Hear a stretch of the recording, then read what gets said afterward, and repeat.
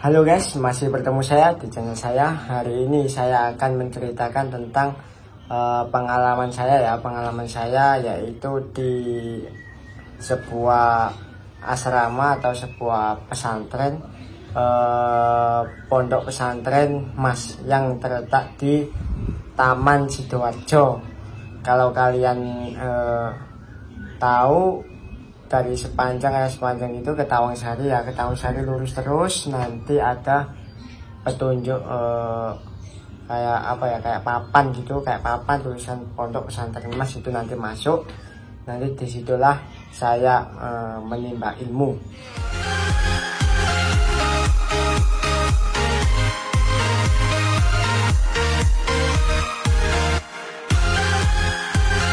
Oke, awal masuk saya tahun 2008 ya. 2008 itu awal masuk. Saya lulus SD langsung pergi ke sana. Jadi saya itu istilahnya itu dari kecil sudah ada di pesantren ya.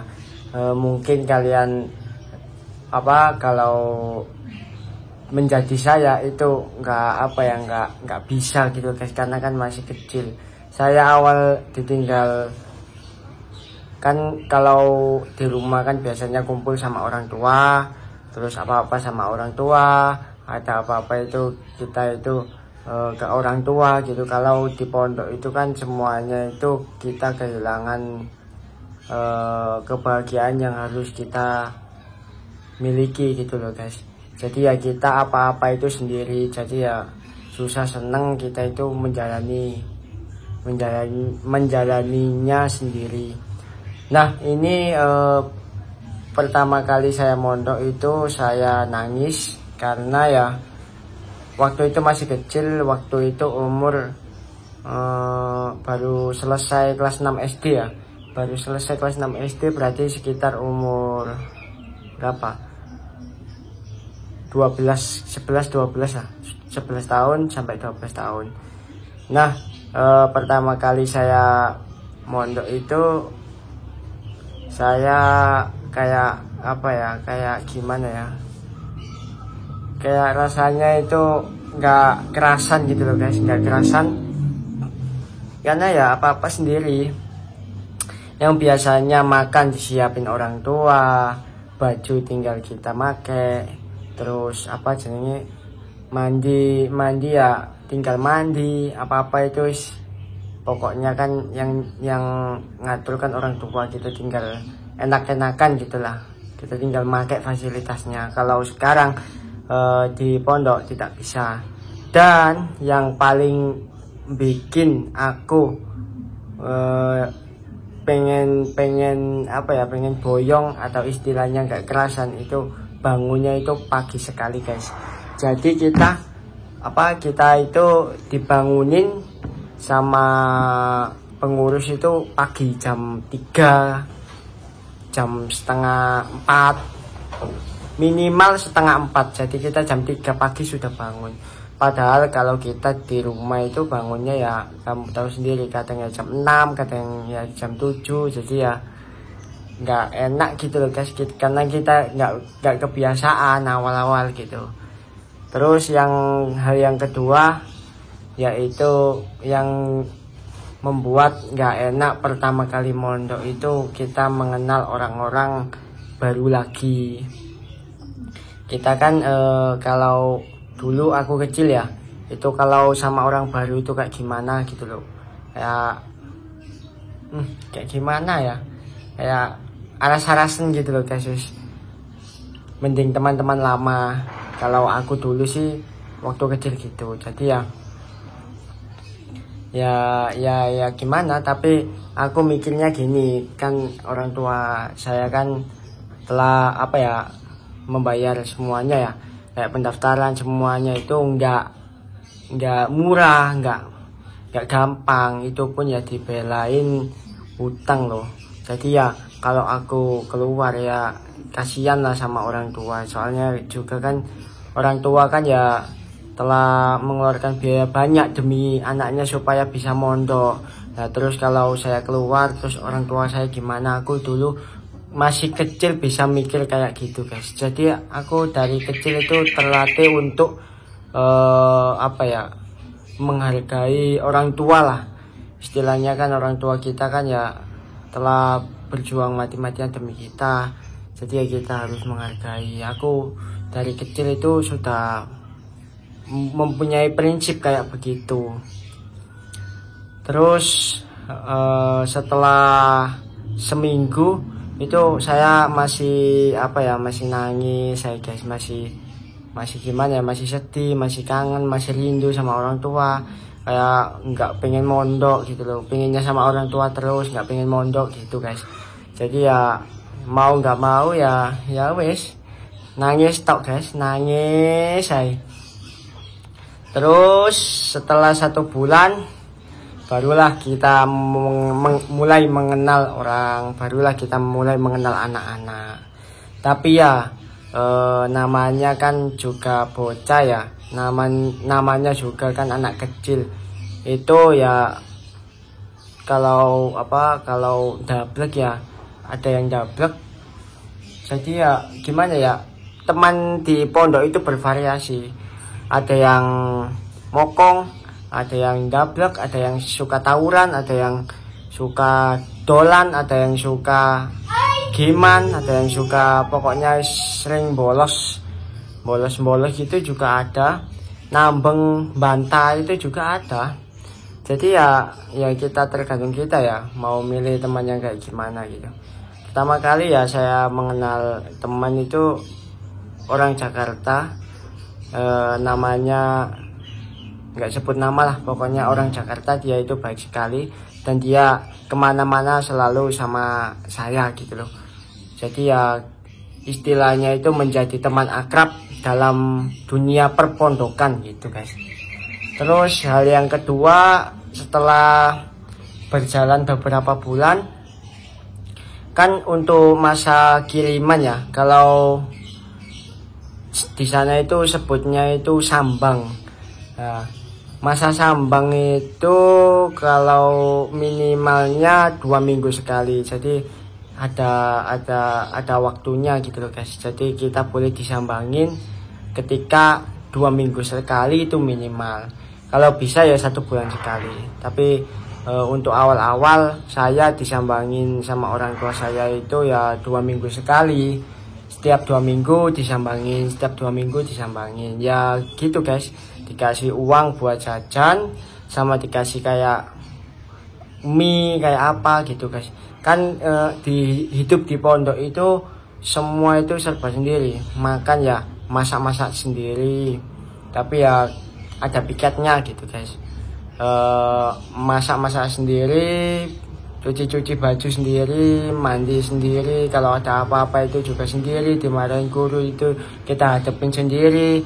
Pokoknya segala sesuatu yang seharusnya diatasin orang tua itu kita harus mengatasin sendiri gitu loh guys. Jadi ya mau nggak mau ya harus dilakukan, kalau nggak dilakukan ya nggak bisa. Seumpama misalnya ya ada pakaian kotor kan, seharusnya kan kalau waktunya kan ya dicuci, kalau seharusnya kan dicuci ya guys. Kalau kita nggak nyuci terus kita mau pakai baju apa gitu loh.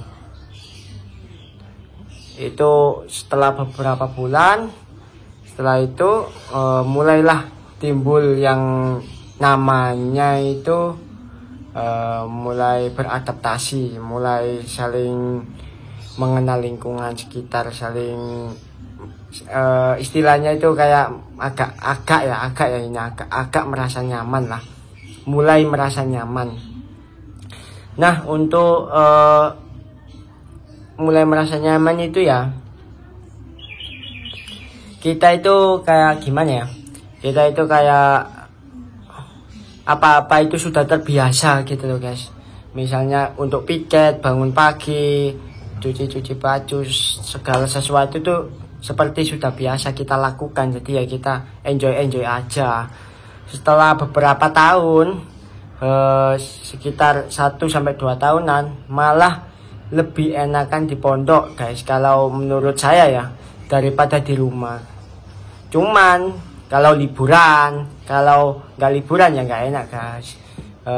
Misalnya kan ada hal-hal yang sebenarnya kayak ada hal-hal yang dibatasi gitu loh guys, yang di luar sana bisa dilakukan, di pondok tidak bisa dilakukan. Contohnya dulu kalau orang di rumah ya itu bisa megang handphone, bisa gamean, bisa apalah, keluar bebas.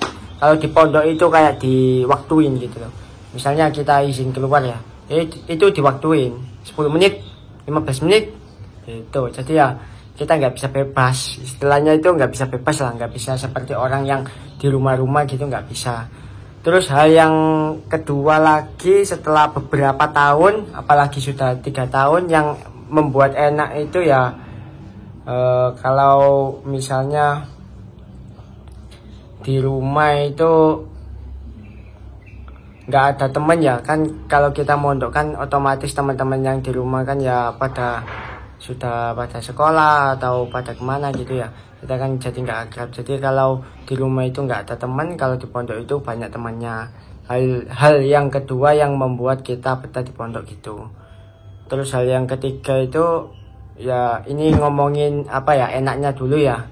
Hal yang ketiga yang membuat enak itu kita bisa kalau di pondok itu kita bisa ngaji, kita bisa bisa ilmu-ilmu agama untuk menyongsong masa depan. Misalnya kita kan kalau seumpama ada hajatan atau ada apa gitu, kita itu bisa lah untuk menjadi minim itu bisa lah untuk membaca atau mengaji. Beda sama yang di luar sana.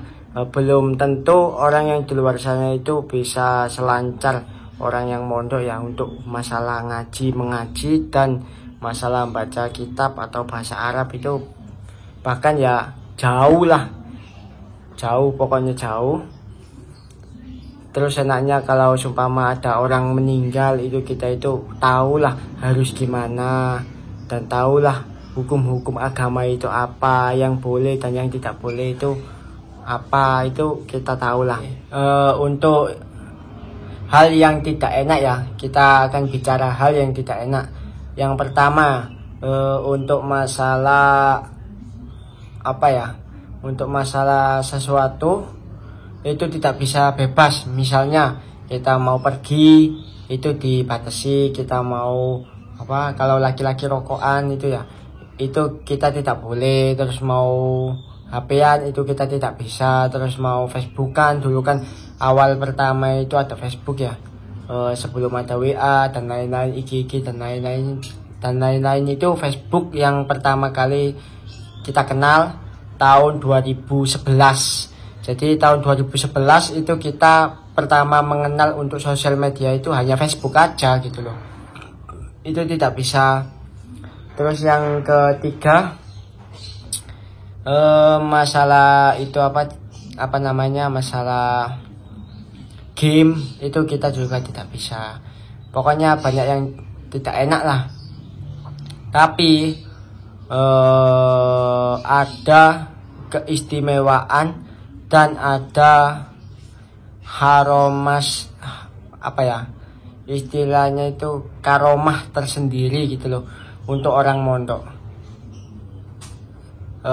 Pernah saya alami dan pernah saya lampaui itu awal saya keluar dari pesantren itu mencari apa-apa itu mudah gitu loh guys.